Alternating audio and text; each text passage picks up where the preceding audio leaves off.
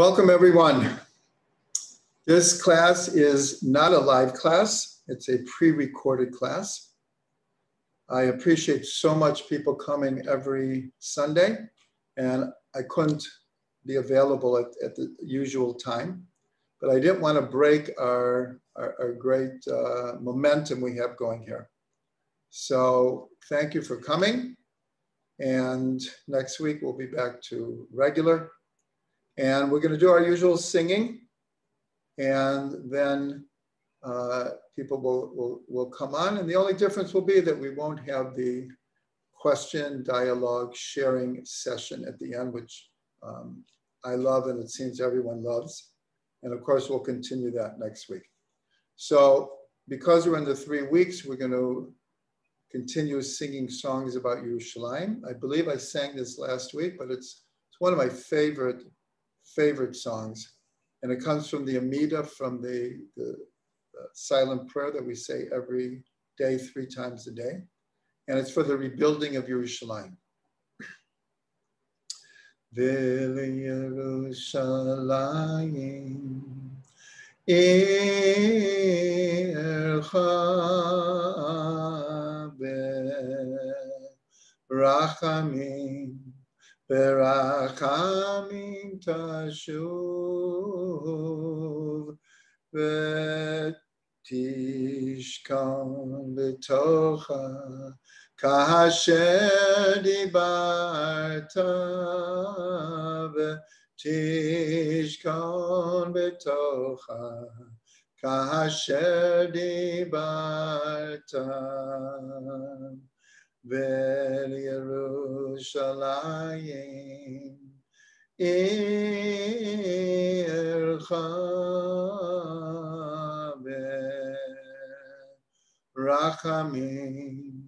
berachamim tashuv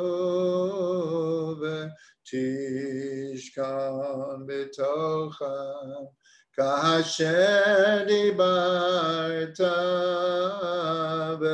Tishkan b'tocha k'asher dibarta u'vnei ota be'karo be'yameinu b'nyan olam Kisei David Avdecha O Meira Letocha Tawachinayai Uvnei Ota Be'karo Be'yameinu b'nyan olam Kisei David Avdecha O Meira Letocha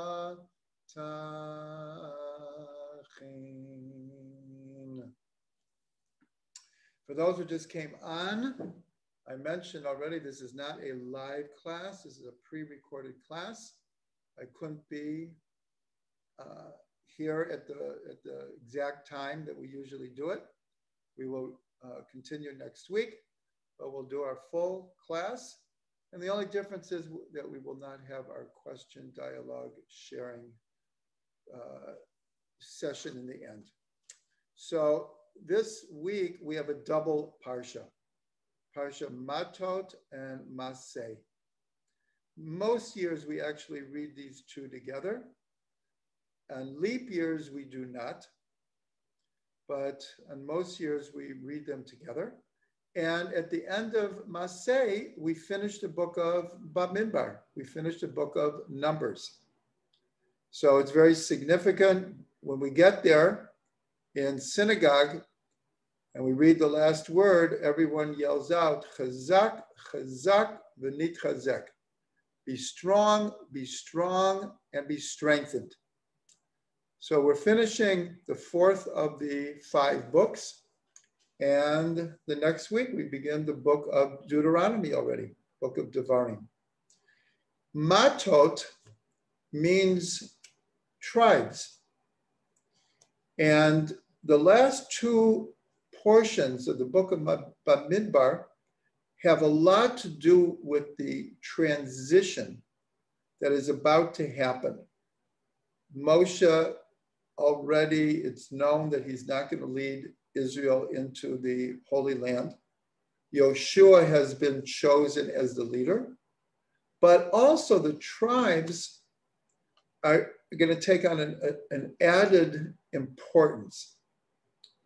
And we'll see that even the division of the land, the inheritance of the land is mentioned in Masei.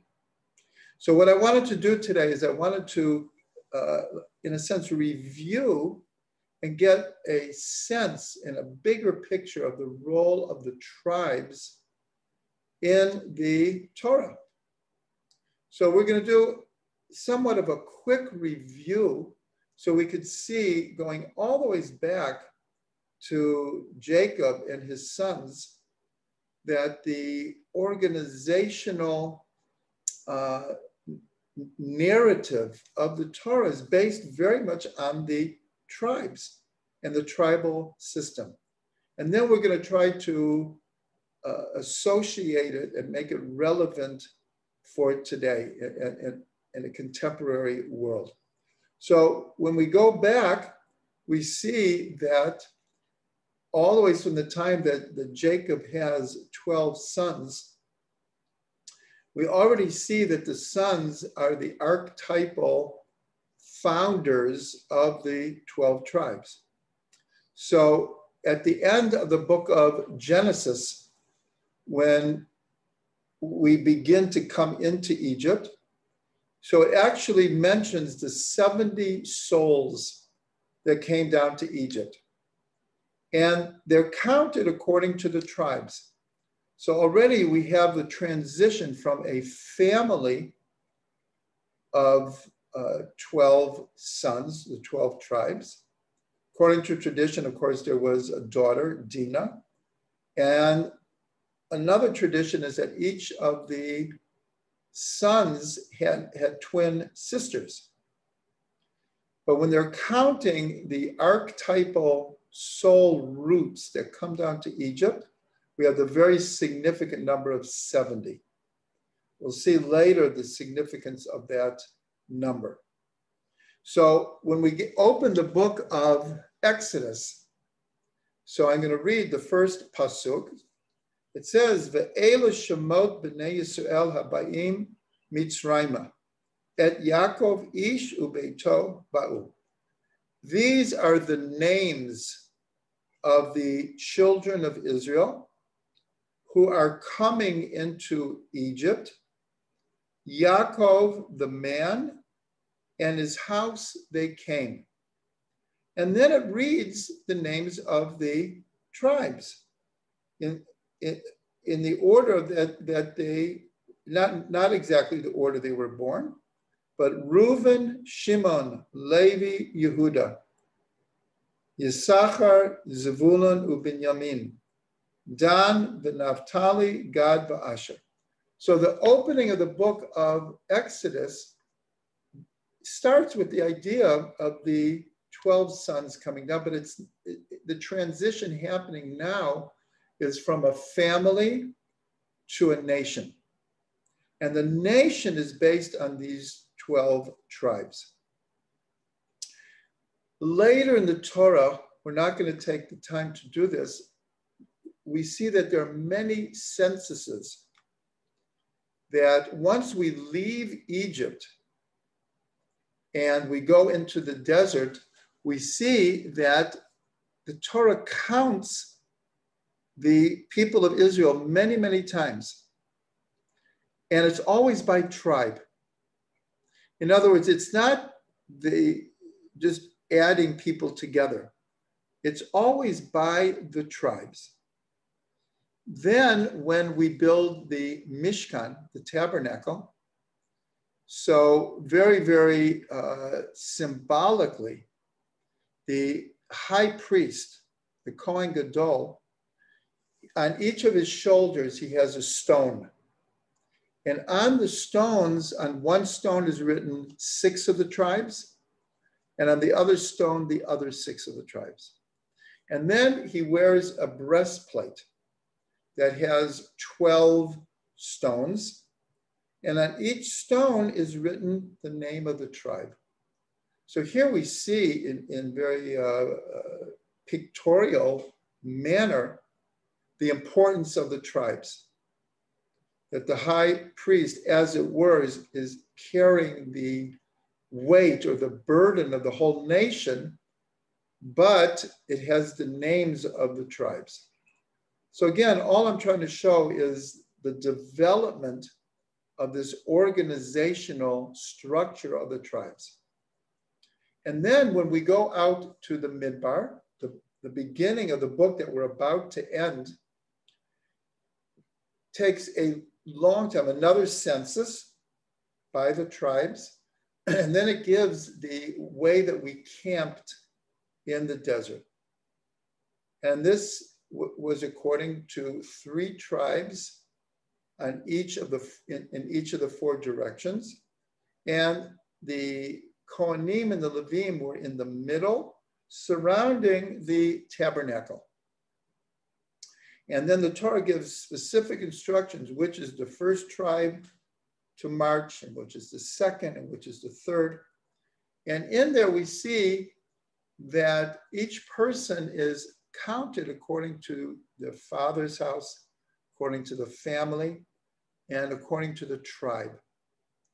So even though many people read this and it's like so many numbers, so like what is going on here?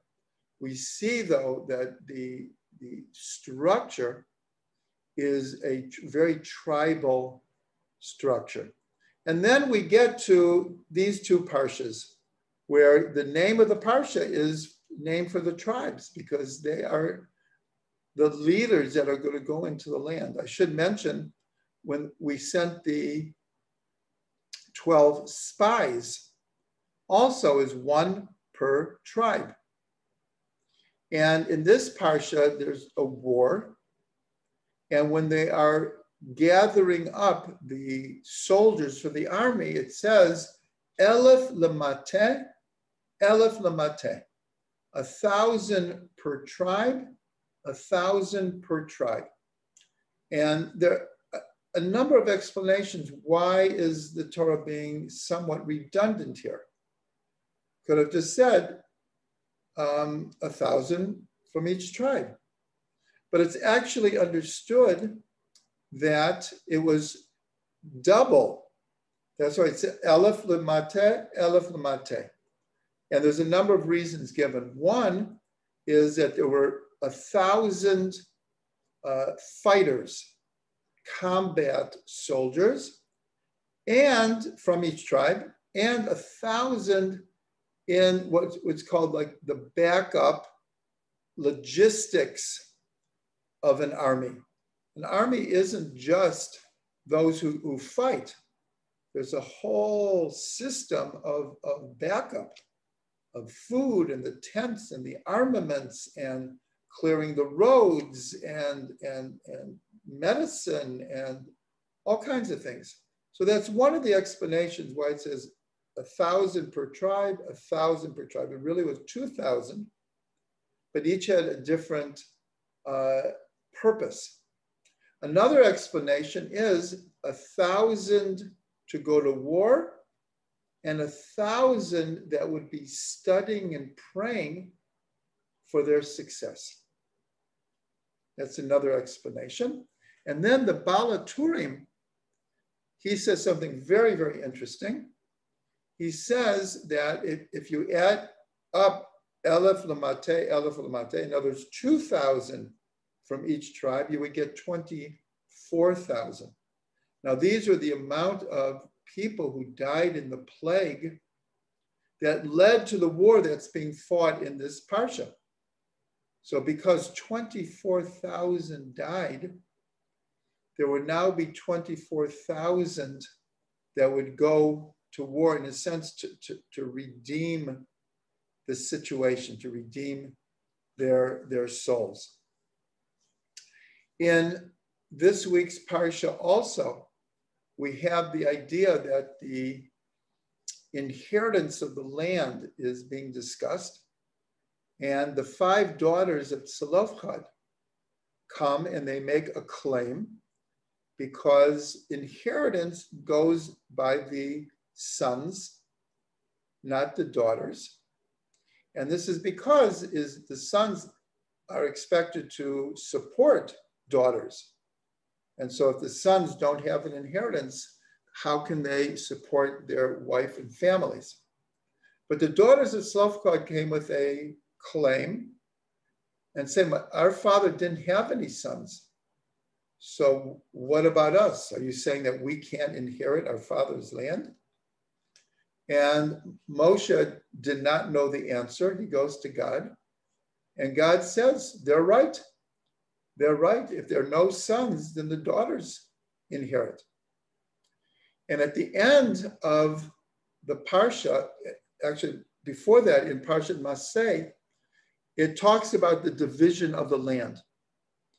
And of course, it's divided by tribes.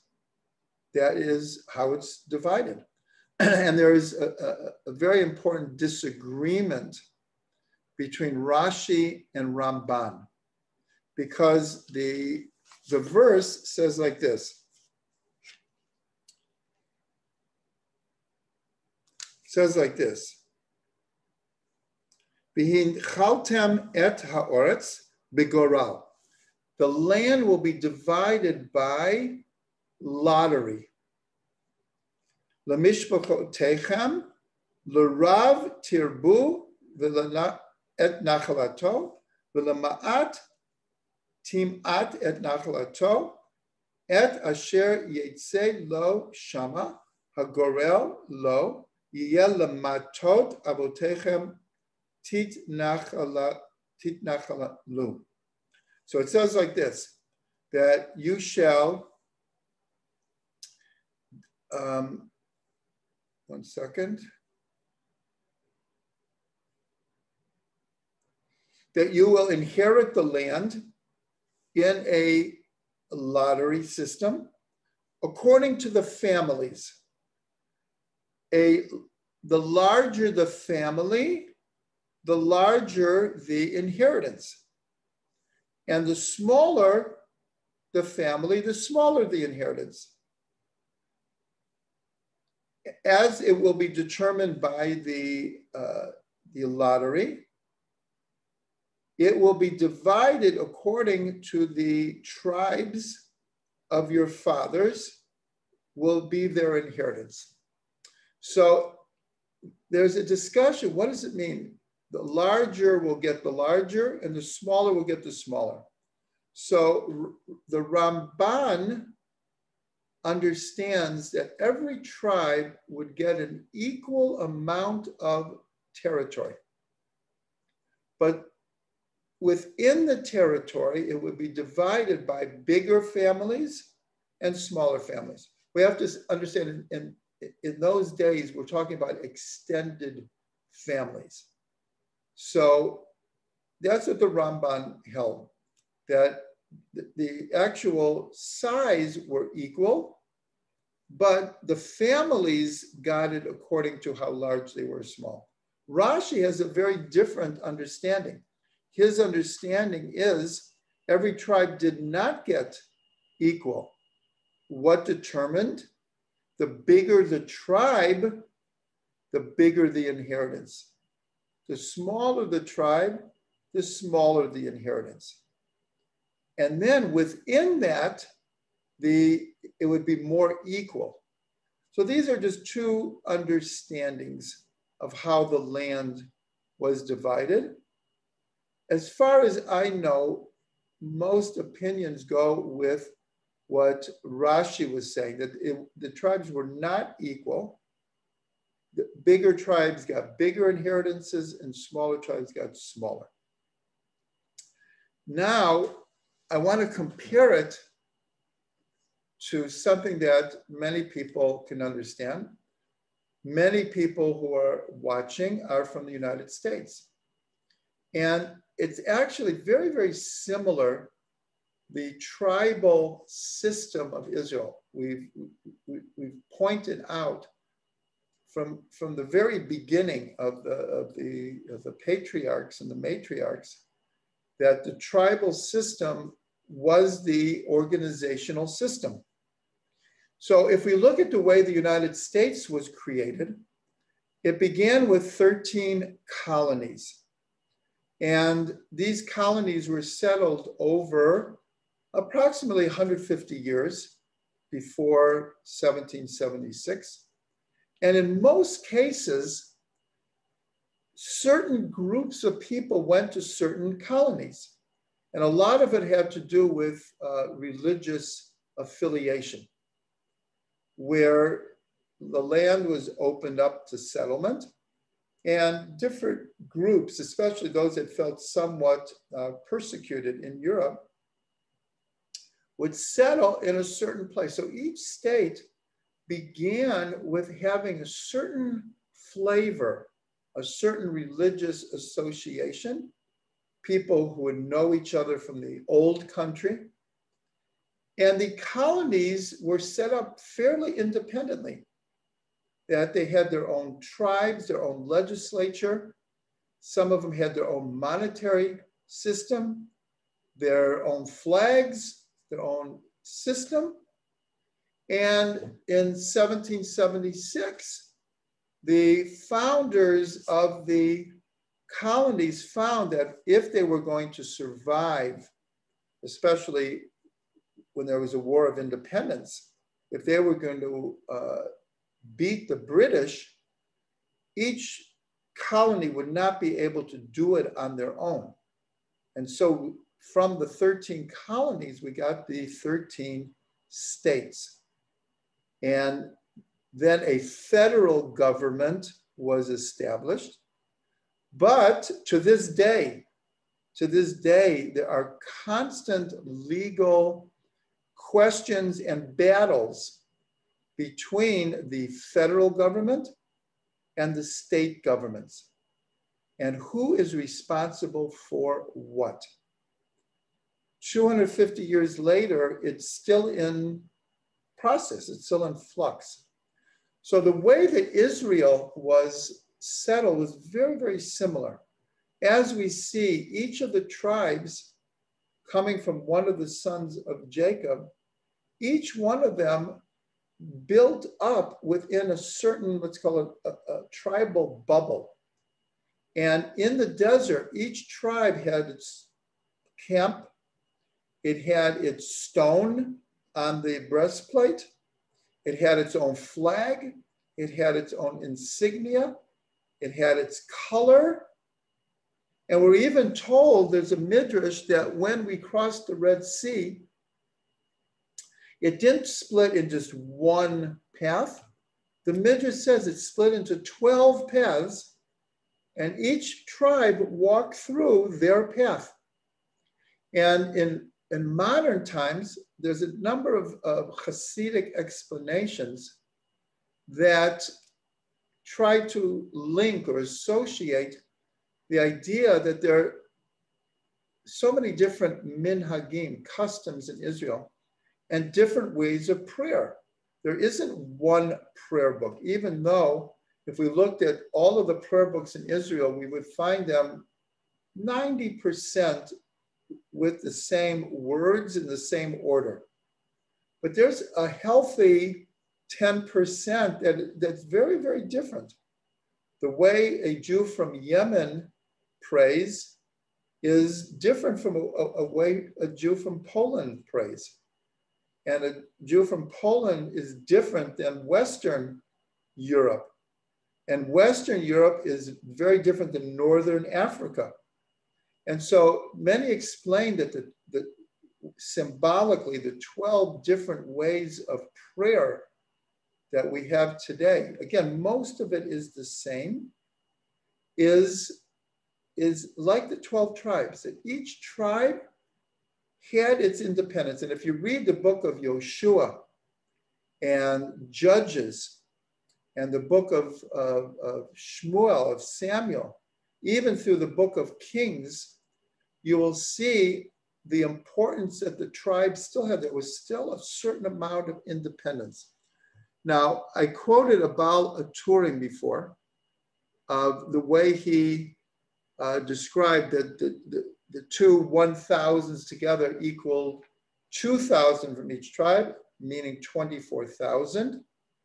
And that was, in a sense, the amount of soldiers that were going to rectify the 24,000 people who died in the plague from the problems we had with Midian, and that's why a war was about to happen. But the Balatori mentions something else, which will lead us into a deeper understanding of the tribal structure here. And that is, he says that the verse, Elef Lamate, begins with the letter Aleph, and it ends with the word Mate, no, Sava, which ends with an Aleph. He says the verse begins with an Aleph and ends with an Aleph. An Aleph, of course, in Gematria equals 1. And he says this is to show us that when they went to war, they went with one person with one heart. They went with the unity of God between them. And this is what I want to explain here. If you look at the world today, and you see we see the Western world, and we see nation states. And then we compare it to what we call indigenous people, native tribes. There's a very, very different worldview and headspace. And what we want to say is, even though Israel is living in the modern world, contemporary society, and we have a modern nation state called the State of Israel, but the Jewish people are still a very tribal people, even though we don't relate so much to what our specific tribe is. Now, someone who is a Kohen, so he does very much relate to his tribe of, it's actually Levi, that Levites and Kohanim really relate to the tribe that they come from. We're told we're called Yehudim, Jews, from the word Yehuda. And that was because the 10 tribes were taken into exile. And most Jews that went into exile into Babylonia were from Binyamin and primarily Yehuda. But it's a misnomer to say that all the other 10 tribes totally disappeared, because when they were taken into exile, there were individuals from those tribes that were in the southern part of the country, and they weren't taken away. And so there were representatives of all of the tribes, even when we went into exile with Nebuchadnezzar and the destruction of the first temple. But even though we don't relate so much to an individual tribe, the headspace of Am Yisrael is still very tribal. And that's what the Baal Turing was trying to say. In most nation states now, okay, people relate to, I'm from Brazil, I'm from Australia, and people have their favorite teams. So this is my football team, this is my basketball team, and this is my particular church or my religious affiliation, or I'm an American. But it's not the same as a tribal person in the way that they relate to their own individual self. someone who feels they're from a tribal constellation of people, the glue that sticks people together is much, much stronger, much, much stronger. And Am Yisrael, even though we live in the modern world, contemporary world, Western world, but on a deep level, we're still a very tribal people. And that's something very, very important to understand. And I want to end with just one mystical idea going back to the 70 souls that came down to Egypt. We're told, most of the teachings are coming from the Arizal in his teachings about reincarnation. And he taught that all the souls that would ever be born, in a sense, were included in Adam. And this is the Adam which is both male and female before they were split apart. And so every soul, in a sense, was included in the body and the soul of Adam. And then after the flood, so we're told that Adam was also a all-encompassing soul. And from from Noah comes 70 nations, the 70 archetypal nations. And one of them are coming from the children of Shet, which is the Semite people, including the Jewish people. But we're told that Avram was a reincarnation of Adam, and that he also included all the souls. And that's why we're told that the name Avram actually means that he will be a father of many nations. But on a mystical level, it means that every soul was also included in Abraham. But then it was handed down to Yitzchak and Yaakov, and they were also what are called all-encompassing souls of the Jewish people. Avram included everyone, and in a sense, every Jew after that also has a universal vision, because we're coming from Avram, who's coming from Adam. And we're told in the Song of Ha'azinu, towards the end of the Torah, so it says something which is a bit puzzling. It says that Behanchil Elyon Goyim, when God gave inheritances to the nations, Behafrido B'nei Adam, and he divided people into the 70 archetypal nations. It says, Yutzav Gvulot Amim Lemispar B'nei Yisrael, that he established the borders of the people according to the number of the children of Israel. Now, the children of Israel, we're going back to the 70 souls. So these 70 souls, if we had a pyramid, it's like Adam, and then Abraham and the patriarchs, and then the 12 tribes, and then the 70 who went down to Egypt. And then we have the 600,000 root souls that come from those 70.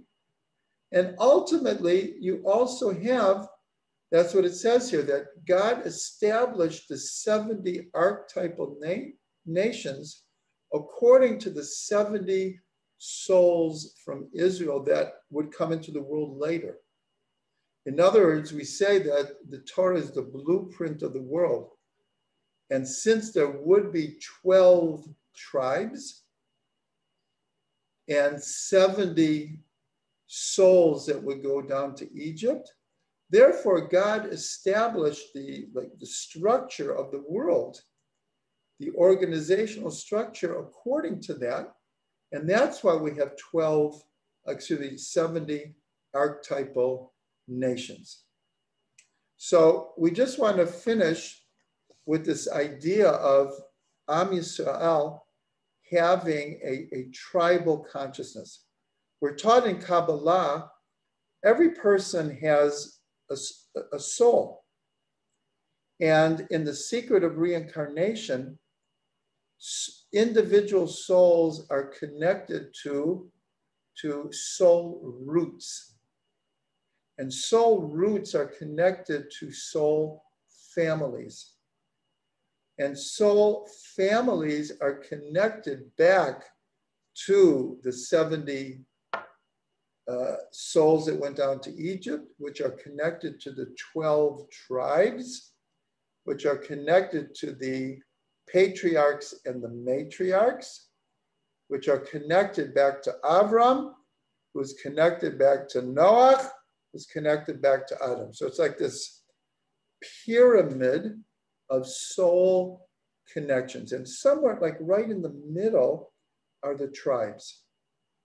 And so many people in the world, like I said, because the peoples of the world have been mixed up, and most countries now are multicultural, multinational, multi-religious, and a certain tribal consciousness has definitely been lost. Now, there's nothing wrong with, in principle, multiculturalism and countries having many different kinds of people. We're not making a value statement here at all. We're not making a moral statement, but we're just pointing out that the cohesiveness of Am Yisrael, our ability to have survived everything that we've survived, and this is the 3 weeks now where we're contemplating Jewish survival. A lot of it has to do with a tribal consciousness. Is the individual is important. The individual is very important, but there's a higher level of consciousness where we realize that we're part of something bigger than ourselves. Not just conceptually, in our blood, in our DNA, in our families, in our ancient tribal connections, that it affects our consciousness. That's why, again, in the modern world, the individual is like at the top of the pedestal. It's like everything is built around the individual's rights. Again, this is not a bad thing. When it gets too egotistical, it could turn into a very, very bad thing. So much of Western culture is based on the sanctity of an individual's right to do whatever you want, with whomever you want, whenever you want, and no one can tell me what to do. That is, in a sense, the definition of freedom. It's not a real definition of freedom, but that's what many people grow up thinking is, I want to amass as much money and power as I can, so no one can tell me what to do. I can determine everything. There's something positive about that, and there's something not so positive about that. But what I'm trying to say is that within the Jewish people, we also have individualism, but we also have something greater than us. And in fact, it's explained in Kabbalah and Chassidut that ultimately the Jewish people are part of one soul, a master programmed soul that includes all the individual parts. It does not come to destroy the individual parts or trample on individual rights, but we're part of a bigger soul. a bigger mission, a bigger view of our history and the world. So hopefully we will take all of this in mind as we finish the book of Midbar. And next week, we will be starting a new book, the book of Deuteronomy, of Devarim. And that means we're getting towards the end of the year. So I'll take this opportunity to thank, again, everyone who has been following. We began way back in Genesis.